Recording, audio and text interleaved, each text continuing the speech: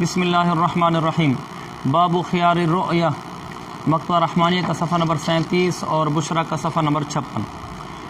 ومن اشترى شیئا، یہ خیار الرؤیا، پہلے خیار الرؤیت کو تھوڑا سا سمجھ لیں کہ خیار الرؤیا کیا چیز ہے۔ خیار الرؤیا، رؤیا کا معنی دیکھنا، خیار کا معنی اختیار، کہ میں نے زاہد کدھر گیا، میں نے زاہد کو کوئی چیز بیچی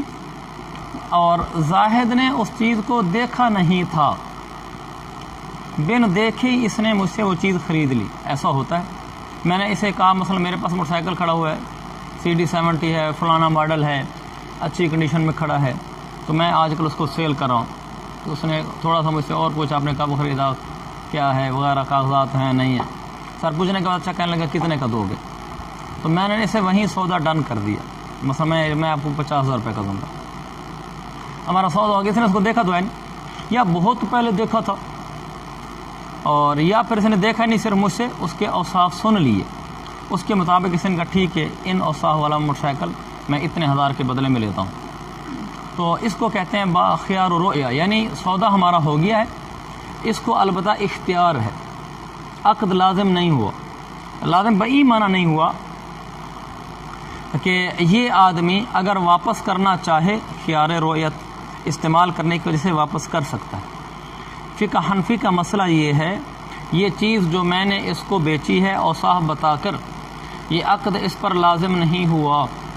یہ دیکھنے کے بعد اس چیز کو واپس کر، رؤیت کا یعنی جب یہ رؤیت کرے گا، دیکھ لے گا اس کو، موٹر سائیکل کو آگے دیکھے گا، دیکھنے کے بعد اس کو اختیار ہے، چاہے تو رکھ لے اور چاہے واپس کر دے، بھلا اس کے وہی اوصاف ہوں جو میں نے بیان کیے تھے، کوئی خیانت بھی نہیں ہے۔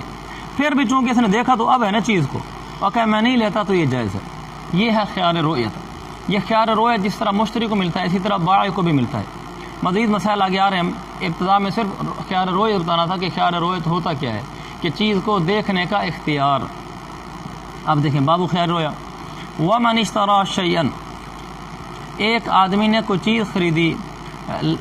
لم یارہ، اس کو دیکھا نہیں تھا، ایسی چیز دیکھی نہیں تھی، فالبیع جائز، بائع جائز ہے۔ لم یارہ کے نیچے کیا لکھا ہوا ہے؟ نہیں، یہ قدرہ وغیرہ نہیں ہے، یہ ہمارے ہاں تو یہیں رحمانیہ میں بین السطور میں لکھا ہوا ہے، اور تمہارے ہاں بشرا میں یہ حاشیہ میں لکھا ہوا ہے۔ تو یہ لکھا ہوا ہے قدرۃ فی حقبۃ، ایسے نا، وزیت فی زکن۔ یہ سارے لڑکے ایسے غلط ہی پڑھتے ہیں، اسی لیے میں نے غلط پڑھ کے تمہیں سنایا۔ وہ فرما رہے ہیں قدرۃن ہے، مولانا یہ بھی غلط ہے، اور یہ اس میں جو کہ اکثر لڑکے غلطی کرتے ہیں، اسی لیے میں نے کہا کہ یہ بھی آپ کی توجہ دلا دوں۔ یہ لفظ ہے قدرۃ فی حقۃ، حقہ، قدرۃ فی حقۃ وزیت فی زکن، یہ عبارت یوں ہے، یہ اس نے اس کی مثال دی ہے، ایسی چیز خریدی جو نہیں دیکھی، جیسے مثلا جیسے درۃ فی حقۃ، جیسے برتن میں دودھ، سمجھئے، برتن میں دودھ، درہ دودھ کو کہتے ہیں، اور وزیت فی زکن، اور مشکیزے میں تیل۔ آپ سمجھئے، ایک برتن ہے،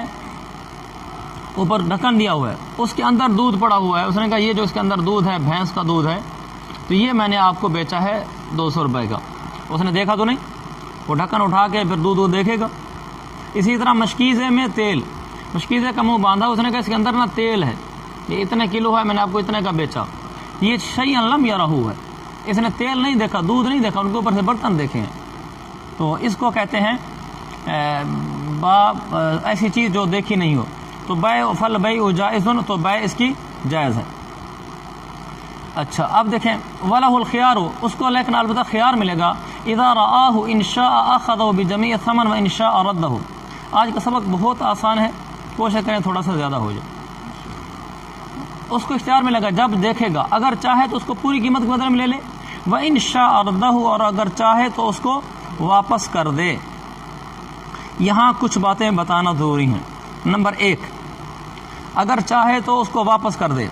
خریدار چیز دیکھنے سے پہلے کسی وقت بھی سودا ختم کر سکتا ہے، یہ بھی ایک مسئلہ ہے، کیونکہ یہاں نہیں لکھا اگرچہ، یہاں تو یہ لکھا ہے کہ جب دیکھے اس کو ختم کر سکتا ہے۔ مسئلہ یہ ہے کہ اگر دیکھنے سے پہلے بھی ختم کرنا چاہے تو ختم کر سکتا ہے، کہ جی میں نہیں لیتا وہ، اور نیز سودا ختم کرنے کے لیے صرف بیع کو مطلع کر دینا کافی ہے۔ قاضی کی عدالت سے، جسے کہتے ہیں نا قضاء قاضی سے ختم کرانا ضروری نہیں ہے۔ خیار رویت کے ساتھ چیز لی تھی،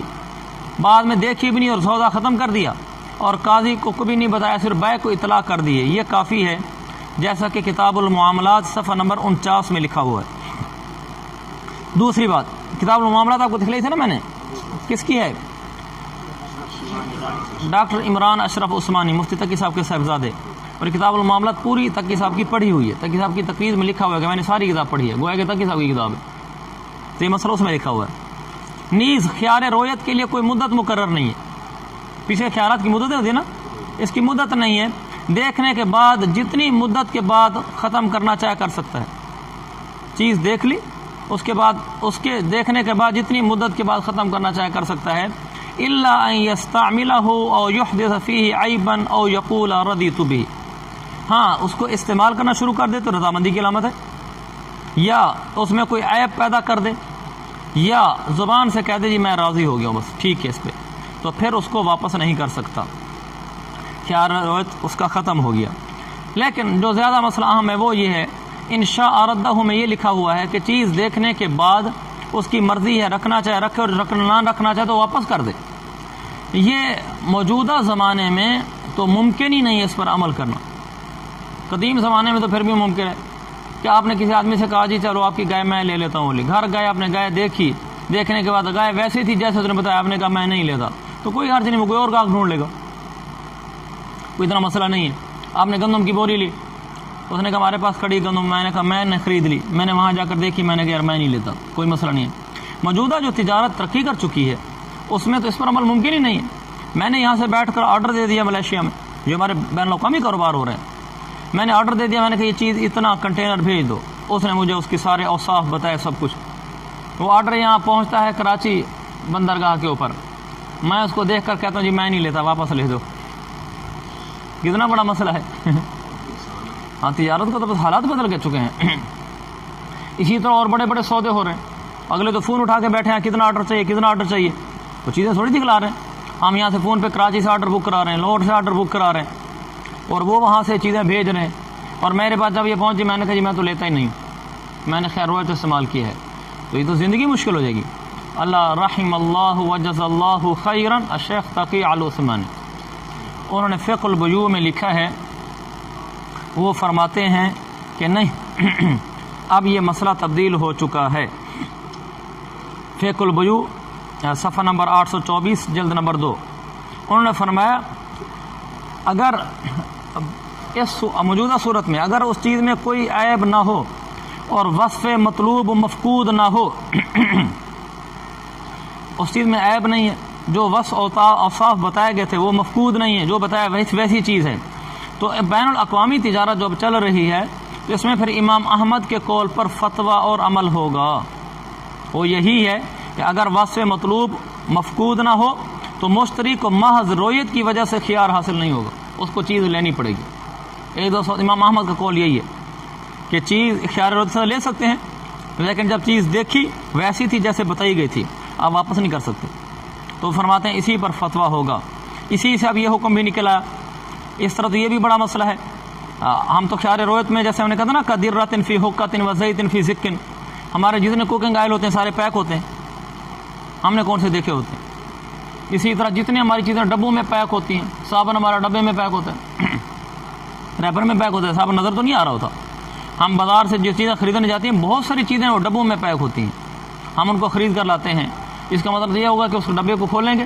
اندر چیز دیکھیں گے، اور اس کے بعد میں کہوں گا میں نہیں لیتا۔ بین الاقوامی تجارت میں چھوڑ دو، عمومی تجارت میں بھی تو جی میں نہیں لیتا اس، تو یہ تو بہت زیادہ مسئلہ خراب ہو جائے گا۔ اس لیے انہوں نے فرمایا ہے اس وقت فتویٰ اس پر ہے کہ اگر وصف مفقود، وصف مطلوب، وصف مذکور وہ مفقود نہ ہو تو پھر اس آدمی کو لینا ہوگا، وہ واپس نہیں کر سکتا۔ یہی حکم ہے، حضرت نے لکھا ہے العلب المعبأۃ عبأ يعبئ عین با حمزہ، پیک کرنا، العلب المعبأۃ ڈبے میں پیک شدہ چیزیں۔ حضرت نے سر بڑی مفصل گفتگو کی ہے، فقہ البیوع 374/1۔ اچھا آگے چلتے ہیں۔ البتہ یہاں ایک اشکال آپ کے ذہن میں آنا چاہیے یا آ رہا ہوگا کہ ہم کہہ رہے ہیں کہ ایک آدمی نے ایسی چیز خریدی ہے جو اس نے دیکھی نہیں ہے، چیز کراچی پڑی ہے، کہیں پڑی ہے اور سودا جائز ہے، اور پیچھے آپ پڑھ چکے ہیں کہ ایسی چیز کی بیع ناجائز ہے جو چیز معدوم ہو۔ ایک آدمی نے آپ کو ایسی چیز بیچی جو اس کے پاس ہے ہی نہیں، آپ کو بیچ دی، اور ہم نے کہا بیع ناجائز ہے، چیز تو ہے نہیں تو ہم نے بیچی کیسے ہے؟ اور یہاں ہم کہہ رہے ہیں کہ چیز نہیں ہے، چیز تو وہیں ملیشیا میں ہے، چیز تو وہیں کراچی میں ہے، اور اس نے بیٹھ کے سودا ادھر ہی کر دیا کہ میری گاڑی کھڑی ہوئی ہے کراچی میں، تو وہ گاڑی میں آپ کو بیچتا ہوں، میں جا کر آپ کو بھیج دیتا ہوں۔ تو میں نے خرید لی، تو ہم نے کہا نا بیع جائز ہے، فالبیع جائز، حالانکہ گاڑی کہاں ہے؟ معدوم ہے۔ تو یہ ایک اشکال ہو سکتا ہے، اگرچہ یہ کوئی اتنا اشکال نہیں ہے، اس کو شبہ کہہ لیں یا طفلانہ اشکال کہہ لیں، تاہم اشکال تو بنتا ہے۔ اس کا جواب یہ ہے، ایک ہوتا ہے معدوم اور ایک ہوتا ہے غائب، ان میں فرق ہے۔ معدوم چیز کی بیع جائز نہیں ہے، غائب چیز کی بیع جائز ہے۔ لم یرہ کے اندر وہ چیز موجود ہے، معدوم نہیں ہے لیکن غائب ہے۔ معدوم میں یہ ہوتا ہے کہ چیز معدوم ہے، اس کی میں مثال دیتا ہوں آپ کو، معدوم اور غائب کی۔ میں نے ایک گاڑی ابھی خریدی نہیں ہے، میری ملک میں نہیں ہے، میں گاڑی کا مالک ہی نہیں ہوں، گاڑی میرے پاس موجود ہی نہیں ہے۔ میں نے اسے یہ کہا کہ یار فلاں سے میں گاڑی خرید رہا ہوں، لیکن میرا تو چونکہ رینٹ اس کا کام ہے اور شو روم کا کام ہے، تو میں وہ گاڑی لے کر آؤں گا، میں نے آگے بیچنی ہے۔ تو اس نے کہا یار وہ گاڑی بڑی مجھے پسند ہے، تم اس سے لے لو، وہ میں تم سے لیتا ہوں۔ تو ابھی تک میں خود اس گاڑی کا مالک نہیں ہوا، میں نے خریدی تک نہیں، لیکن میں نے اسے بتایا کہ آج شام تک میں خرید لوں گا انشاءاللہ۔ تو اس نے کہا یار مجھے بیچ دو، تم کسی اور کو نہ دینا۔ تو میں نے اسے ابھی اس کے ساتھ سودا کر دیا، میں نے کہا چلو یار وہ گاڑی 10 لاکھ کی تیری ہو گئی، سودا ہو گیا، جس کو بیع کہتے ہیں، ایجاب و قبول ہو گیا، سودا تام ہو گیا۔ یہ میں نے معدوم چیز بیچی ہے کہ جس کا میں خود ابھی تک مالک نہیں، میرے پاس چیز موجود ہی نہیں، یہ بیع بالکل ناجائز ہے۔ دوسری ہے بیع چیز گاڑی میری اپنی ہے، وہ کراچی میں کھڑی ہے، یہاں میرے پاس نہیں لیکن میرے پاس موجود ہے، البتہ وہ غائب ہے، نظر نہیں آ رہی، تو اس کی بیع جائز ہے۔ وہ تو میری مملوک ہے اور موجود بھی ہے، صرف یہ کہ آنکھوں سے اوجھل ہے، سمجھ گئے فرق اس کو؟ تو لہذا معدوم چیز جو ابھی تک آپ کی اپنی ملک میں نہیں ہے، آپ کے پاس ہی نہیں ہے، اور آپ نے اس کو سودا کر دیا، یہ ناجائز ہے، بیع فاسد ہے، گناہ ہے۔ تو ایسے موقع پر پھر کیا کرنا چاہیے؟ بعض دفعہ ضروری ہوتا ہے، جیسے وہ کہتا ہے یار مہربانی کرو گاڑی مجھے بیچنا، میں کہتا ہوں یار یہ شریعت میں جائز نہیں ہے، وہ کہتا ہے یار جب تو لے کر آئے گا پھر کوئی اور گاہک پہنچ جائے گا، تو نے اسے سودا کر دینا ہے، تو میری گاڑی رہ جائے گی۔ تو ایسے موقع پہ دکاندار کا بھی دل کہہ رہا ہوتا ہے کہ یار گاہک ملا بیٹھا، اور گاہک بھی چاہیتا ہے، صحیح ریٹ بھی دے دے گا، دوسرا گاہک پتہ نہیں کیسے ملے، بیچ ہی دوں، اور گاہک بھی چاہ رہا ہے یار مجھے گاڑی مل جائے تو اچھی ہے، گاڑی بڑی اچھی ہے۔ تو ایسی صورت میں کیونکہ جو مجھ سے لینا چاہ رہا ہے وہ قسطوں پر لے گا، میں ڈیلر ہوں، میں نقد سے لے کر آؤں گا، وہ کہتا ہے تم نقد لے لو، مجھے قسطوں پر دے دینا۔ اب الغرض یہ کہ گاہک بھی چاہ رہا ہے، بیع بھی چاہ رہا ہے کہ سودا یہ ہو جانا چاہیے، لیکن شریعت کہہ رہی ہے کہ نہیں ہو سکتا کیونکہ معدوم گاڑی کی بیع ہے۔ اس کا طریقہ کیا ہے؟ وعدہ بیع کر لے، میں وعدہ بیع کر لوں، میں اسے کہہ دوں ٹھیک ہے جو گاڑی میں اسے خریدوں گا، اور میرا آپ سے وعدہ ہے کہ میں آپ کو یہ 10 لاکھ 20 ہزار روپے جو ہم آپس میں ریٹ کرنا چاہیں ابھی سے ریٹ کر لیں، جو لے دے کرنا ہے کر لیں، تو تکرار کرنی ہے کر لیں، نہیں یار اتنا نہ کرو، کم کرو، یار یوں کرو، جیسے ہوتا ہے، جیسے سودا بک رہا ہو، ایسے کر کے آخر میں عقد کیا کریں؟ جب لے دے کر رہے ہیں تو وہ تو بھاؤ تو ہو رہا ہے، مساومہ ہو رہا ہے کہ نہیں اتنے کی چیز نہیں ہونی چاہیے، اتنے کی ہونی چاہیے، گاڑی اتنے کی تو نہیں ہے، کچھ پیسے اور کام کرو، یہ بھاؤ تو کر لیا۔ بھاؤ تو کرنے کے بعد اب یہ نہ کہ ٹھیک ہے یہ گاڑی اتنے کی میری ہو گئی، وہ یہ نہ کہے، اور میں یہ نہ کوئی اتنے کی گاڑی تیرے لیے ہو گئی، سودا ہمارا ہو گیا، میں یہ کہوں ٹھیک ہے اچھا میاں 10.5 لاکھ سے شروع ہوئے تھے، 10 لاکھ 20 پہ آ کے بات ختم ہوئی، میں نے اسے کہا ٹھیک ہے میں آپ سے وعدہ ہو گیا کہ یہ گاڑی میں آپ کو 10 لاکھ 20 ہزار روپے میں بیچوں گا، کل وعدہ ہو گیا، میں نے بیع تو نہیں کی۔ جب کل کا دن آئے گا تو شرعاً میں پابند ہوں اس کو گاڑی بیچنے کی، لہذا اور وہ مجھ سے وعدہ کر لے کہ میرا آپ سے وعدہ ہو گیا کہ گاڑی میں آپ سے لوں گا، کیونکہ میں وعدہ کروں وہ نہ کرے کل وہ کہ میں لیتا ہی نہیں ہوں، تو میرا تو گاہک ٹوٹ گیا۔ وہ مجھ سے وعدہ کر لے، میں اس سے وعدہ کر لوں، کل آ کر دونوں سودا کر لیں اس کو اسی پیسوں پر، پیسے بھی کم و بیش نہیں کر سکتے، اس لیے کہ وہ مجھے کہے گا کل آپ نے وعدہ کیا تھا، وعدے کی خلاف ورزی کر رہے ہیں، اور وعدے کی خلاف ورزی گناہ کبیرہ ہے۔ یہ ایک حل ہے ان تمام مشکلات کا جہاں ایک بائع یا مشتری یا دونوں کسی جگہ بیع کرنا چاہتے ہیں لیکن وہاں کوئی شرعی عارضہ پیش آ رہا ہے جس کی وجہ سے نہیں کر سکتے، تو اس کو وعدہ بیع کر دیا کریں، اگلے دن اسی وقت پر اسی ریٹ پر وہ چیز بھیج دیا کریں۔ چلیں، ہاں ایسے موقع پر ایڈوانس بھی لے سکتے ہیں، ہاں یہ سوال کو نظر کہ وہ چاہتا ہے جی 10 لاکھ 20 ہزار مجھے اس میں اتنا لاکھ روپے دے دو، بھی 50 روپے دے دو، لیکن یہ اس کی قیمت کا حصہ نہیں ہوگا، یہ یاد رکھو، یہ ادھار ہوگا۔ وہ اس کو کہے جی اچھا مجھے کوئی 50,000 دے دو، یا وہ کہے لاکھ روپیہ دے دو، وہ کہے جی اچھا پھر ایسے ہے میرے پاس لاکھ روپیہ رکھوا دو، یہ ہے ادھار ہی، یہ اس کی سمن نہیں ہے، ایک دن کے لیے مجھے ادھار دے دو لاکھ روپیہ، تو وعدہ کر لیا اور ایک دن کے لیے 1 لاکھ روپیہ ادھارا لے لیا اسے، کہ کل ہم کر لیں گے، اور کل آپ نے آ کر اسے سودا کرنا ہے، اور کل یہ بات میں بتاتا جاؤں، آپ نے اس کے لیے ہی 10 لاکھ 20 میں گاڑی بیچی، اور ادھر سے جب آپ گاڑی لینے کے لیے گئے آپ کا خیال تھا کہ وہ گاڑی ملے گی 9.5 لاکھ کی، مجھے 70,000 بچ جائے گا، آپ گاڑی لینے کے لیے گئے اور آپ کو وہاں گاڑی ملی 10 لاکھ کی، اور آپ نے اس لیے لے لی چلو 10-20 کی تو نکلتی ہے، تو 20 تو پھر بھی بچتا ہے، اور آپ نے گاڑی لے لی، یہاں آئے اور اس آدمی نے گاڑی نہیں لیا، اگلا آدمی جو آپ کے پاس 1 لاکھ روپیہ رکھوا گیا تھا ادھار کی مد میں، 1 لاکھ روپیہ رکھوا گیا تھا اور وہ گاڑی نہیں لینا چاہتا، وہ کہتا جی میں تو گاڑی نہیں لیتا، اور سودا تمہارا ہوا نہیں تھا، چلو وعدے کی خلاف ورزی صحیح لیکن میں نہیں لیتا، اور چونکہ سودا نہیں ہوا میں نے آپ کو سمانی ابھی تک نہیں دی، تو آپ میرے کوئی پیسے بھی مجھ سے نہیں مانگ سکتے، کس چیز کے پیسے دو، وعدے کی خلاف ورزی کی ہے نا، کوئی آپ کی سامان تو نہیں کھا گیا، اب یہ تو پھنس جائے گا بیچارہ۔ اس کا حل کیا ہے؟ اس کا حل یہ ہے کہ یہ دیکھے کہ بازار میں گاڑی کتنے کی بکی، اگر تو گاڑی بکتی ہے نا اس نے 10 لاکھ کے لیے، گاڑی تھی 9.5 کی، لیکن اس نے 10 کی اس لیے لے لی، میری 10-20 کی تو بکتی ہے نا، اس کو بھی سمجھ آ رہا تھا 10 کی مہنگی لے رہا ہوں، لیکن بہرحال میرا سودا ہو چکا ہے، تو اس نے گاڑی کسی اور کو بیچی، اس گاہک نے تو لی نہیں، اور وہ گاہک اسے لے گیا 9.80 کی، کھینچ کھونچ کے 20,000 کے اس کو نقصان ہو گیا نا، یہ 20,000 روپیہ اسے وصول کر سکتا ہے۔ یہ مولانا اعجاز احمد صمدانی صاحب نے لکھا ہے، ان کی کون سی کتاب ہے؟ ڈاکٹر اعجاز احمد صمدانی، جو بینکنگ کے اوپر ان کو بڑا کام ہے، بڑے معروف آدمی ہیں، پھر کسی نے تعارف کروں گا ان کا، بڑے معتبر آدمی، ان کو تقی صاحب کا دائیں بازو کہا جاتا ہے۔ ان کی کون سی کتاب پڑھی تھی میں نے، میرے پاس لکھا ہو گیا، اعجاز احمد صمدانی صاحب کی کتاب ہے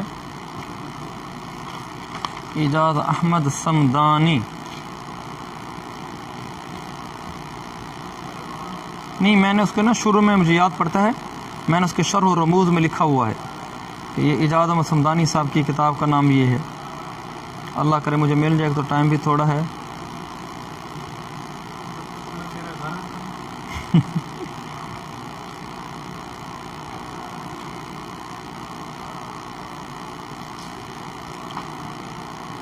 اچھا نہیں مجھے ابھی نہیں ملی، لیکن میں آپ کو بتا دوں گا، اس میں نے ان کے پڑھا تھا، یہ کتاب المعاملات تو عمران اشرف صاحب کی ہے نا، ڈاکٹر عمران اشرف صاحب، جی ہاں، اچھا ان کی کتابیں دیکھ لوں گا، ممکن ہے ابھی بھی میرے ذہن میں نام آ جائے، لیکن نام بھی آیا تو کل انشاءاللہ ایسا اسی لیے بول رہا ہوں کہ شاید اس پہ میری نظر پڑی جائے، لیکن نہیں پڑی باہر، تو کل میں آپ کو بتاتا ہوں۔ تو یہ بات اعجاز احمد صمدانی صاحب نے لکھی ہے کہ آپ نے کسی کے ساتھ کوئی سودا کر لیا، وہ آپ کو بیانہ دے گیا، اور آپ نے وہ چیز منگوا لی اس کے لیے کہ ٹھیک ہے اچھا جیسے میں منگوا لیتا ہوں، آپ نے بازار سے وہ چیز خرید لی اس کے لیے، اور آپ نے جب خرید لی تو وہ آگے سے پیسے نہیں دے رہا آپ کو دھوکہ دے گیا، تو آپ اپنے دھوکے کا ازالہ اس سے کر سکتے ہیں۔ مثلا وہ آپ کو 1 لاکھ دے گیا تھا، 10 لاکھ کی گاڑی 9.20 میں بکی ہے، 9.80 میں بکی ہے، تو آپ کا نقصان 40,000 نہیں ہوا شرعی لحاظ سے، آپ کا نقصان 20,000 ہوا ہے، لہذا آپ اس کے 1 لاکھ میں سے 20,000 اٹھا سکتے ہیں، تو جی آپ کی وجہ سے میرا نقصان ہوا ہے، ورنہ یہ میری چیز کا نقصان نہیں ہونا تھا، مثلا اگر آپ نہ لیتے تو میں نے وہاں گاڑی 10 لاکھ کی خریدنی ہی نہیں تھی۔ اسی طرح کوئی چیز آدمی ایک لے کر آیا، ایک آدمی نے کہا میرے لیے فلاں چیز تم منگا لو اور میں تم سے وہ خریدوں گا، اس نے اس کے لیے اس کو چیز باہر سے آرڈر کروا لی، باہر ملک نہیں کہیں سے بھی چیز منگوا لی، اور جب چیز آ گئی اس آدمی نے اس سے خریدی نہیں وہ چیز جس ریٹ پہ یہ وعدہ کر گیا تھا، اب اس نے کسی اور کو بیچی تو وہ نقصان میں گئی، جتنا اصلی نقصان ہوا نا اس کی، وہ اصلی نقصان اس سے وصول کر سکتا ہے، اوپر والا نہیں کر سکتا۔ مثلا 10,20,000 کے لحاظ سے نقصان وصول نہیں کرے گا، 10 لاکھ کے لحاظ سے وصول کرے گا، 20,000 اس کا نقصان ہوا ہے۔ دیکھو باتیں کافی لمبی ہوگی، 17 بھی ایک ہی ہوئی، یہی مسئلہ ہے کہ اگر تھوڑے سے خارجی مسائل بتائیں جو میں بات ضروری سمجھتا ہوں، کہ میں چاہتا ہوں صرف آپ کو نفس کتاب نہ آئے، کتاب کے ساتھ ساتھ کچھ سمجھ بھی آ رہی ہو، عملی زندگی میں حلال حرام کی پہچان بھی ہو رہی ہو، مجھے بھی پڑھانے کا پورا ثواب ملے، کیونکہ تو میں یہ نیت کرتا ہوں، ہدایت ثالث پڑھاتے ہوئے ہر سال آپ سے بھی نیت کری تھی شروع میں، خود بھی نیت کرتا ہوں، میں کہتا ہوں یا اللہ میں اسی لیے پڑھا رہا ہوں کہ میں لڑکوں کو حلال حرام بتاؤں گا کہ یہ چیز حلال ہے یہ حرام ہے، یہ بتانے پہ انشاءاللہ مجھے ثواب ملے گا کہ شریعت کی حلت و حرمت کے احکام بتائے، خود بھی عمل کروں گا۔ آگے چلیں میں وقال شافعی، امام شافعی نے فرمایا لا یصح العقد اصلا۔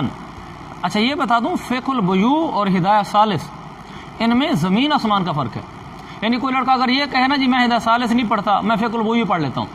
مثلا کوئی اس کا ذوق شوق اٹھ جاتا ہے کہ یار اس کی کیا ضرورت ہے، تو یہ بہت بڑی اس کی غلطی ہوگی، سنگین ترین غلطی ہوگی، یہ تو بے وقوفی ہوگی اس سے۔ فقہ البیوع کا مقام ہے جیسے پی ایچ ڈی، اور ہدایہ ثالث جیسے ایک منتہی طالب علم۔ یہ تو ایک طالب علم کی حیثیت کتاب ہے اور تم ابھی طالب علم ہو۔ فقہ البیوع وہ پڑھے جو ہدایہ ثالث کھنگال کے پڑھ چکا ہو، اس کو اچھی طریقے سے سمجھ چکا ہو۔ فقہ البیوع تو اوپر کی سطح کا کلام کرتا ہے، میں چونکہ آپ کو اس میں سے وہ نتھرا ور پا کر پیش کر دیتا ہوں تو آپ سمجھتے ہیں کہ شاید ساری فقہ البیوع میں ایسے نا ہدایت کے مطابق بابو خیر روایت لکھتے ہیں، آگے یہ لکھا ہوتا ہے فتویٰ اس پر ہے، فتویٰ اس پر ہے جائز کو، لہٰذا یہ فقہ البیوع ہمیں پڑھ لینی چاہیے۔ کیا وہ کہہ رہا تھا کون؟ فخر الدین، نصاب میں داخل ہونا چاہیے۔ اچھا فخر الدین مطلب اس کو پڑھ لینی چاہیے، اس کو آپ بے شک پڑھیں، لیکن یہ اس کا مقام ہدایہ ثالث کو اچھی طریقے سے پڑھ لینے کے بعد کا ہے ذہین ترین طالب علم کے لیے، ورنہ یہ بڑی سی نادانی سی ہوگی۔ اچھا چلیں، فقہ البیوع سے تو مسئلہ دیکھ کے آگے بتا سکتے ہیں، بالکل۔ وقال الشافعی لا یصح العقد، دارالفتاء والے اسے دیکھ کر فتوی لکھ رہے ہیں اور نیچے اس کی عبارت نقل کرتے ہیں کما فی فقہ البیوع، انہوں نے اپنی رائے بیان کی ہے، ائمہ اربعہ کا یہ مذہب ہے اور میرا نزدیک یہ ہے، تو اس میں انہوں نے شروع میں لکھا کہ میری رائے۔ اچھا اسی ضمن میں وہ مسئلہ بیانے کا بتا ہی دوں، جب کسی چیز کا سودا ہو جاتا ہے اور اس کا بیانہ لے لیتے ہیں، مثلا سودا واقعی ہو گیا، میں نے اپنی کوئی چیز حقیقی بیچ دی اور اس آدمی نے وہ چیز اٹھانی تھی، سودا ہو گیا تھا، اس کے بعد بیانے کا دینے کے بعد ہمارے ہاں جو عرف چل رہا ہے، لیکن آپ کے ہاں بھی یہی ہوگا، سارے اسی عرف کے لوگ ہیں کہ مثال کے طور پر میں نے آپ کو بیچی ہے گاڑی اور آپ نے بیانہ مجھے دے دیا 1 لاکھ روپیہ، 9 لاکھ روپیہ آپ کل دیں گے اور مجھ سے گاڑی وصول کر کے لے جائیں گے۔ یا پلاٹ ہے، پلاٹ میں نے آپ کو بیچ دیا، آپ نے 1 لاکھ دے دیا، 9 لاکھ دیں گے، پلاٹ اپنے نام انتقال کروائیں گے۔ یہ طریقہ چل رہا ہے کہ وہ پیسے پورے کر دیتا ہے پھر چیز لے جاتا ہے۔ اب چل کیا رہا ہے آگے؟ آگے یہ چل رہا ہے کہ میں نے 1 لاکھ روپیہ اس سے لے لیا اور گاڑی ابھی میں نے اپنے پاس رکھی ہوئی ہے، بھائی باقی 9 لاکھ دے گا تو گاڑی دوں گا، معقول بات ہے، سمن دے گا تو ابھی وصول کرے گا۔ لیکن ہو یہ رہا ہے کہ اگر میں کل اس کو گاڑی نہیں دیتا، میں مکر جاتا ہوں اس لیے کہ مجھے کوئی اور اچھی پارٹی لگ گئی، اچھا گاہک مل گیا، تو اس صورت میں میرے لیے کیا حکم ہوگا؟ اور اگر وہ مکر گیا، کل وہ کہتا ہے کہ یار دفع کرو،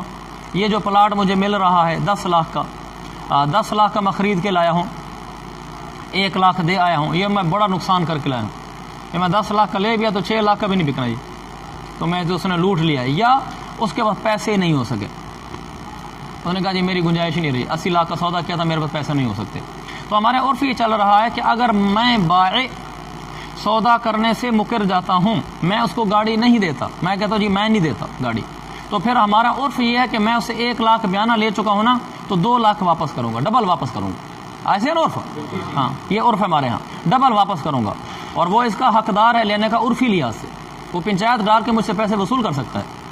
اور اگر وہ مکر جاتا ہے، 1 لاکھ وہ دے گیا، باقی پیسے وہ نہیں دے سکتا، گنجائش نہیں ہے، یا نہیں دینا چاہتا، وہ خریدنا نہیں چاہتا، وہ کہتا ہے میں چیز ہی نہیں خریدنا چاہتا، میرا 1 لاکھ واپس کرو، تو عرف کا مسئلہ یہ ہے، عرفی مسئلہ، شرعی مسئلہ نہیں، کہ اس کا 1 لاکھ ہضم، وہ 1 لاکھ میرے پاس ہوگا، میں پیسے نہیں دوں گا،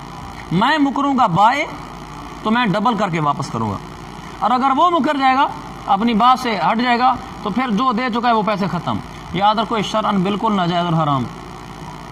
اس لیے کہ جو گاڑی میرے پاس کھڑی ہے، سودا کیا اس لیے، میں نے اس کے لیے منگائی تو نہیں تھی، میں کچھ میرا نقصان ہو رہا ہے، میرا فلاں ہو رہا ہے، میں نے اس کو گاڑی بیچ دی، اس نے کلا کر مجھے پیسے دینے تھے، وہ پیسے نہیں دے سکا، میرا مبی میرے پاس موجود ہے، وہ سمن نہیں دے چکا، یہ اس کی وعدے کی خلاف ورزی ہے، کہ سودا کر لینا بھی ایک وعدہ ہے، اس کا اس کو گناہ ملے گا۔ میں اس کا 1 لاکھ روپیہ ضبط نہیں کر سکتا، مجھے واپس کرنا ہوگا۔ میں پیسے تو کسی چیز کے عوض میں رکھے جاتے ہیں شریعت میں پیسہ جب کوئی عقد ہوتا ہے تو کسی چیز کے عوض میں آتے ہیں، یعنی اس کا کوئی سبب ہوتا ہے،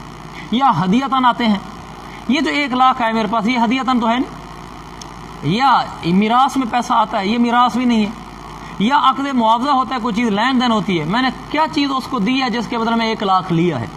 کوئی چیز نہیں پائی جا رہی، تو یہ پیسہ میرے لیے حلال کیسے ہوا ہے؟ پیسے آنے کے شریعت کے اسباب ہے نا، ہبتاً آیا ہوگا اور وہ میرے پاس میراثن آیا ہوگا، وہ عقد معاوضہ کے طور پر آیا ہوگا کہ کچھ چیز دی ہوگی، میں نے کو پیسہ لیا ہوگا، کوئی سبب نہیں پایا جا رہا، میں 1 لاکھ روپیہ کیوں رکھ رہا ہوں، کس بات کا رکھ رہا ہوں، لہٰذا مجھے لاکھ واپس کرنا ہوگا۔ اور اسی طرح اگر میں کل مکر جاتا ہوں، میں گاڑی نہیں دیتا، وہ مجھ سے 2 لاکھ لیتا ہے، 1 لاکھ تو اس کا حق بنتا ہے لے جائے، دوسرا لاکھ مجھ سے کس بات کا لے رہا ہے؟ وہ دوسرا بڑا 1 لاکھ کیا میں ہبتاً دے رہا ہوں، کیا میں ارثاً دے رہا ہوں، میراث کے طور پر دے رہا ہوں، یا میں نے اسے کوئی چیز دی اس کے بدلے میں 1 لاکھ دے رہا ہوں، کوئی چیز سبب نہیں پایا جا رہا، تو 1 لاکھ مجھ سے کیوں لے رہا ہے وہ؟ لہذا چونکہ آگے اس کا کوئی عوض بدل یا اس کا کوئی شرعی سبب نہیں ہے، لہذا اس کے لیے مجھ سے 2 لاکھ کی شکل میں اضافی 1 لاکھ وصول کرنا ناجائز ہے، اور میرے لیے اس کا 1 لاکھ کھا جانا یہ بھی ناجائز ہے۔ بس آگے چلتے ہیں انشاءاللہ یہ مسائل آپ کو عرف میں باہر میں فائدہ بھی دیں گے۔ جی ہاں، جو شروع میں وہ لیتا ہے وہ 1 لاکھ اس کے پاس اگر سمن کا جز بھی بنایا جائے تو سمن تو مبی کے عوض میں ہوتا ہے، جب مبی اس کے پاس گیا نہیں تو سمن کیسے رکھ رہا ہے؟ اچھا، امام شافعی رحمہ وقال الشافعی رحمہ اللہ، امام شافعی فرماتے ہیں لا یصح العقد اصلا لان المبیع مجہول۔ امام شافعی فرماتے ہیں خیار رویت والعقد تو بالکل درست نہیں ہے، کیونکہ مبیع مجہول ہے۔ مجہول کیسے ہے کہ مجھے تو پتہ نہیں نا کہ مبیع کون سا ہے، کہاں ہے، کیسا ہے، مجھے تو کچھ نہیں پتا، تو اس لیے مبیع کے مجہول ہونے کی وجہ سے نظر نہیں آ رہا نا، وہ گاڑی ملتان کھڑی ہوئی ہے، لاہور کھڑی ہوئی ہے، پتہ نہیں کھڑی ہے کہ نہیں کھڑی ہے، کدھر ہے کدھر نہیں ہے، تو چونکہ مبیع مجہول ہے لہذا سودا بالکل ٹھیک نہیں ہوا۔ والانا، ہماری دلیل یہ ہے کہ قول ہو آپ صلی اللہ علیہ وسلم کا قول من اشترى شیئا لم یرہ فلہ الخیار اذا رآہ، جس آدمی نے ایسی چیز خریدی جس کو اس نے دیکھا نہیں تھا تو اس کو خیار ہوگا جب اس کو دیکھے گا۔ حدیث بالکل واضح ہے، دیکھو ہمارے پاس دلیل نقلی ہے اور امام شافعی کے پاس دلیل عقلی ہے، ایسا ہو جاتا ہے۔ وَلِأَنَّ الْجَهَالَةَ بِعَدَمِ رُؤْيَةِ لَا تُفْضِي إِلَى الْمُنَادَى، دوسری بات وہ امام شافعی کی دلیل کا جواب ہی بن جاتی ہے، جو انہوں نے کہا تھا نا مبی مجہول ہے، ہم نے کہی ہے جہالت بعدم رؤیا، نہ دیکھنے کی وجہ سے جو جہالت آ رہی ہے یہ مفضی الی النزاع نہیں ہے، کیوں؟ اس میں خیار موجود ہے نا، جب ما موجود الخیار، خیار موجود ہے تو مفضی الی النزاع، جھگڑا کل کیسے ہوگا؟ اس کو خیار موجود ہے، نہیں لینا چاہے گا، نہیں لوگا، لأنه لو لم يوافقه، کیونکہ اگر یہ چیز موافق اس کو نہ ہوئی دیکھنے کے بعد یردہ، تو وہ مشتری اس کو واپس کر دے گا، کہ جی میں نہیں لیتا جی۔ فصارا، یہ ایسے ہو گیا کچہالۃ الوصف فی المعین المشار الیہ، یہ ایسے ہو گیا کہ جیسے کوئی چیز معین ہو، دیکھی جا رہی ہو اور اس کی طرف اشارہ کیا جا رہا ہو اور اس میں وصف مجہول ہو، اس کا حکم بالکل ایسے ہو گیا جیسے مثال کے طور پر نیچے حاشیے میں لکھا ہوا ہے بیان اشترا ثوبا مشارا الیہ، کپڑا دیکھ رہا ہے اس نے کہ یہ والا کپڑا تھا، دیکھ بھی لیا، معین ہو گیا، مشار الیہ بھی آ گیا، لیکن اس کے عدد گز معلوم نہیں ہے، یہ نہیں پتا کہ اس کو گز وصف ہوتا ہے نا، اس کے وہ گز معلوم نہیں ہے کہ اس کے کتنے گز ہیں، لیکن کپڑا نظر آ رہا ہے تو اس کی بیع جائز ہوتی ہے، حالانکہ وہاں بھی تو جہالت ہے کہ پتہ نہیں کتنے گز نکلیں گے، لیکن چونکہ وہ جہالت وہاں مفضی الی النزاع نہیں ہے کہ اس لیے کہ اس نے دیکھ لیا کہ تھان ہے، اتنے کپڑے گز نکلیں گے، اس کو اندازہ ہو رہا ہوتا ہے، تو اس نے کہا کہ ٹھیک ہے یہ کپڑا جو معین ہے اور مشار الیہ ہے، اگرچہ مجھے اس کے گز معلوم نہیں بھی ہیں پھر بھی وہ اس کو لے لیتا ہے، تو چونکہ وصف وہاں مجہول ہے تو ناجائز ہو گیا وہ، اور وہ یہاں بھی اس کا حکم بھی بالکل ایسے ہی ہو گیا کہ یہ کل جب دیکھے گا اس چیز کو اور اگر اس کو پسند نہیں ہوگی تو یہ نہیں لے گا، لیکن ہم یہ نہیں کہتے کہ جیسے وصف وہاں مجہول تھا اس کپڑے کے تھان دیکھنے سے، ہم نے یہ نہیں کہا کہ بیع ناجائز ہو گئی ہے، وہاں نہیں کہا، بیع کو جائز قرار دیا، یہاں بھی اگرچہ اس کو وہ گاڑی نظر نہیں آ رہی لیکن پھر بھی بیع جائز ہوگی، اس کو بعد میں خیار مل جائے گا، رکھنا چاہے رکھے، نہ رکھنا چاہے نہ رکھے۔ وَقَضَا إِذَا قَالَ رَضِيتُ، اسی طرح جب اس نے کہا رضیتُ، نیچے حاشیہ تفرین علی مسئلۃ القدور، یعنی کما ان له الخيار اذا لم يقل رضیت فقضا اذا قال ذلك ولم يره، کیا مطلب؟ اس کا مطلب یہ کہ وقضا اذا قال رضیت، اسی طرح جب اس نے کہہ دیا رضیت، یعنی چیز خرید لی اور اس نے کہہ دیا میں راضی اس پہ، لیکن دیکھا نہیں تھا، دیکھنے سے پہلے کہہ دیا، ثم رآہ، پھر دیکھا ہے، اب بھی اس کو خیار باقی ہے۔ حالانکہ مسئلہ کیا ہے کہ جب آدمی خیار ضرورت کے ساتھ کوئی چیز خریدے اور پھر چیز دیکھ لے اور دیکھنے کے بعد کہے رضیتو تو خیار ساقط ہو جاتا ہے، لیکن اگر ایک آدمی نے چیز خریدی اور خریدنے کے بعد دیکھنے سے پہلے کہہ دیا رضیتو تو ابھی خیار باقی ہے، ابھی بھی اس کو باقی ہے۔ وقضا، اسی طرح اس کو خیار ملے گا جب اس نے کہا رضیتو ثم رآہ، پھر اس کو دیکھا تو بھی خیار ہے، کیوں لہو ان یردہ، تو ایسی صورت میں بھی اس کو اختیار ہے کہ اس کو واپس کر سکتا ہے، کیوں لأن الخيار معلق بالرؤية لما روینا، کیونکہ خیار کا تعلق تو دیکھنے کے ساتھ ہے اس حدیث کی وجہ سے جو ہم نے بیان کی۔ حدیث کیا ہے؟ من اشترى شيئا لم يره فله الخيار اذا رآہ، جب دیکھے تو اس کو خیار ملتا ہے، تو یہاں تو دیکھنے کے ساتھ خیار ہے نا، تو یہ ابھی جس جگہ اس نے رضیتو کا، یہاں تو دیکھا ہی نہیں، تو خیار کا تعلق تو دیکھنے کے ساتھ تھا، لہذا جب دوبارہ دیکھے گا تو حدیث کے مطابق جب دیکھے تو اس کو خیار ہے، تو اگرچہ وہ دیکھنے سے پہلے کہہ چکا ہے رضیتو، لیکن جب دیکھے گا پھر اپنا خیار استعمال کرے گا تو حدیث کی وجہ سے ہم اس کے خیار کو قبول کریں گے۔ فلا یثبت قبلہا، چونکہ خیار معلق کی رویت کے ساتھ ہے، لہذا جو چیز کسی چیز کے ساتھ معلق ہو وہ ثابت بھی اسی وقت ہوتی ہے جب وہ چیز پائی جائے، جو چیز جس چیز کے ساتھ معلق ہو جب وہ چیز پائی جاتی ہے تو یہ چیز پائی جاتی ہے، لہذا جہاں پر خیار معلق ہے رویت کے ساتھ، لہذا جب رویت پائی جائے گی تو خیار پایا جائے گا نا، اور رویت سے پہلے تو خیار نہیں ہوگا، یہی مطلب ہے فلا یثبت الخیار قبل رویتی، رویت سے پہلے خیار ثابت نہیں ہوگا۔ وحق الفسخ بحکم انہ عقد غیر لازم لا بمقتضى الحدیث، یہ ایک اشکال کا جواب ہے۔ اشکال یہ ہے، آپ کہتے ہیں کہ خیار رویت دیکھنے سے پہلے ثابت ہی نہیں ہوتا، دیکھے گا پھر خیار رویت کو ثبوت ہوگا، اب ثبوت ہو گیا، اب استعمال کرنا چاہے اپنا خیار استعمال کرے، لیکن بے فسخ کرنے کے اسی خیار رویت والے عقد کو فسخ کرنے کے معاملے میں آپ کہتے ہیں کہ وہ عقد کو فسخ کر سکتا ہے اگرچہ اس نے ابھی دیکھا نہ ہو۔ ایک آدمی نے گاڑی خریدی، دیکھی نہیں تھی، اس نے گاڑی دیکھنے سے پہلے کہہ دیا میں نے عقد فسخ کر دیا۔ فسخ کیوں کیا ہے؟ اس کو جو خیار رویت حاصل تھا، خیار رویت حاصل تھا اسی کے اوپر ہی یہ متفرع ہوا ہے اس کو فسخ کرنا۔ پہلے اس کو ثبوت ملا خیار کا، ابھی گاڑی آپ نے دیکھی نہیں ہے، لہذا آپ کو اس گاڑی کے دیکھنے کے بعد خیار استعمال کرنے کا حق ہے۔ اسی پر ہم نے یہ کہا کہ بھی جس طرح خیار استعمال کر کے گاڑی رکھنے کا حق ہے، اسی طرح آپ کو فسخ کرنے کا بھی حق ہے، اور جب فسخ کرنے کا حق اسی خیار کی وجہ سے آ رہا ہے تو پتہ چلا کہ فسخ حکم بھی وہی ہونا چاہیے جو خیار کا ہونا چاہیے، اور خیار کا یہ ہے کہ جب گاڑی دیکھتا ہے پھر ملتا ہے تو فسخ کا حق بھی تو اسی پر متفرع ہونا چاہیے، اور ادھر آپ یہ مسئلہ بیان کرتے ہیں کہ نہیں فسخ تو پہلے بھی کر سکتا ہے، تو ادھر آپ کہہ رہے ہیں کہ حدیث میں ہے اذا رآہ،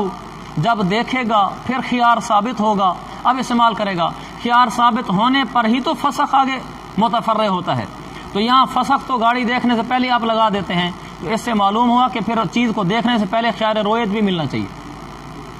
اگر خیار فسخ اس کو مل سکتا ہے، حق فسخ مل سکتا ہے، تو پھر خیار رویت بھی ملنا چاہیے۔ آپ نے اس کو کہا حق الفسخ بحکم انہ عقد غیر لازم لا بمقتضى الحدیث، فسخ کا حق ملنا وہ مقتضی حدیث کی وجہ سے ہے ہی نہیں۔ آپ حدیث لے کر ہم پر اشکال کر رہے ہیں کہ حدیث میں اذا رآہ تھا، اس سے خیار رویت ثابت ہوا، آپ نے ثابت کیا کہ جب خیار رویت ثابت ہوگا پھر ہی خیار استعمال کر سکے گا، لہذا فسخ کا حق بھی تبھی استعمال کرے جب رویت کرے۔ ہم کہتے ہیں فسخ کا تعلق حدیث کے ساتھ ہی نہیں ہے، آپ کیوں جوڑ دیں اس کو اس کے ساتھ؟ ہمارا فسخ کا حق کسی اور وجہ سے ہے، فسخ کا حق ہے بحکم انہ عقد غیر لازم، یہ عقد ہی لازم نہیں ہوا تھا، ایک چیز ابھی لازم ہی نہیں ہوئی، میں نے شروع میں بتا دیا تھا خیار رویت کی وجہ سے عقد لازم نہیں ہوتا، اس لیے کہ وہ اس کو ختم کر سکتا ہے، تو ایک چیز ابھی لازم ہی نہیں ہوئی، جو چیز لازم نہیں اس کو فسخ کر دیا، بس یہ تو کوئی اشکال ہی نہیں۔ ایک چیز آپ پر ابھی لازم ہی نہیں ہوئی، آپ نے اس کو کہا چونکہ میرے اوپر تو لازم ہی نہیں، لہذا میں اس کو نہیں لیتا، تو آپ کو اشکال کرے گا، اشکال تب ہوگا یہ تو آپ پر لازم ہو چکی ہے، اب آپ کیوں نہیں لیتے؟ تو عقد غیر لازم تھا اس کو اس نے فسخ کر دیا ہے، اس لیے فسخ کیا، اس میں مقتضی حدیث کا تعلق نہیں ہے۔ دوسری بات ہمارے پاس اور بھی دلیل ہے، اشکال یہ بھی ہو رہا نا کہ رضیتو اس نے کہہ دیا دیکھنے سے پہلے تو وہ غیر معتبر ہے، ایسے نا، اور اگر اس نے فسخ تو کہہ دیا تو وہ معتبر ہے۔ وہ کہتے ہیں یہ کیوں؟ ہم نے کہا والی ان الرضا بالشیء قبل العلم باوصافه لا يتحقق، باوصافه علم کے متعلق ہے، کسی چیز کے اوصاف کا علم حاصل ہونے سے پہلے اس چیز سے رضامندی کا اظہار کرنا یہ تو متحقق ہی نہیں ہو سکتا۔ آپ یہ کہیں جی میں فلاں گاڑی پر راضی ہوں، آپ کو اس گاڑی کے ابھی اوصاف ہی معلوم نہیں ہوئے، کہاں؟ قبل العلم باوصافه، ہاں ٹھیک ہے، میں نے کہا بھی اوصاف متعلق ہے علم کے، اور ہو ضمیر کا مرجع ہے شیء، کسی چیز پر راضی ہونا اس چیز کے اوصاف کا علم حاصل ہونے سے پہلے ثابت نہیں ہوتا، یعنی آپ جب کہتے ہیں نا کہ میں فلاں چیز پر راضی ہو گیا ہوں، راضی ہونے کا مطلب یہ کہ اس چیز کے اوصاف مجھے معلوم ہیں اور مجھے وہ پسند ہے، ٹھیک ہے میں راضی ہوں۔ راضی کا تو مطلب یہ ہوتا ہے کسی چیز پہ راضی ہونے کے لیے اس چیز کے اوصاف کا علم میں آنا ضروری ہوتا ہے، پھر ہی آدمی راضی ہوتا ہے نا، ایسے کیسے راضی ہوتا ہے؟ فلا یعتبر قولہ رضیت قبل رؤیتی، لہذا دیکھنے سے پہلے اس کا قول رضیت معتبر نہیں، کیونکہ رضیت تقاضا کرتا ہے اس بات پر کہ میں جس چیز کے لیے رضامندی کا اظہار کر رہا ہوں اس کے اوصاف مجھے معلوم ہے، لہذا میں ان پر خوش ہوں، میں ان پر راضی ہوں، میں ان پر مطمئن ہوں۔ تو جب ایک چیز کے اوصاف ہی معلوم نہیں ہوئے تو اس سے پہلے کیسے کہہ دیا کہ میں ان اوصاف پر مطمئن ہوں، راضی ہوں؟ معلوم ہی نہیں ہوئے، لہذا کس چیز کے اوصاف معلوم ہونے سے پہلے ان پر اطمینان کا اظہار کرنا اور رضیت کہنا یہ تو متحقق نہیں ہو سکتا، ہو ہی نہیں سکتا۔ بخلاف قولہ رددت، برخلاف رددت کو مطلب میں یہ چیز نہیں لینی، جس چیز کو آپ نے لینا ہی نہیں ہے آپ نے رد کیا ہے اس کے اوصاف کا معلوم ہونا ضروری بھی نہیں۔ جس چیز کو آپ نے لینا ہے اس پر آپ کہیں گے میں اس پر مطمئن ہوں، اوصاف معلوم ہو گئے۔ ایک چیز آپ نے لینی ہی نہیں، آپ نے کہا فسخت رددت، تو اس کے لیے تو ضروری نہیں ہے کہ آپ کو پہلے اوصاف معلوم ہو پھر آپ کہیں جی میں نے نہیں لینا۔ آپ ویسے کیسے جی میں نے چیز ہی نہیں لینی، وہ کہ جی بڑی اچھی کہا میں نے لینی ہی نہیں ہے بس۔ لہذا رضیت رویا سے پہلے کہنا یہ لغتاً بھی ثابت نہیں ہو سکتا کہ رضیت ہوتا ہے کہ چیز اوصاف معلوم ہو پھر اطمینان کا اظہار کرنا، اور وہ ہو نہیں سکتا۔ اور جو رددت ہوتا ہے اس کے لیے کسی چیز کے اوصاف کا معلوم ہونا ضروری نہیں ہوتا، اوصاف معلوم ہوئے بغیر بھی آپ اس کو رددت کا رد کہہ سکتے ہیں جی میں نے رد کیا، میں نے نہیں لینا۔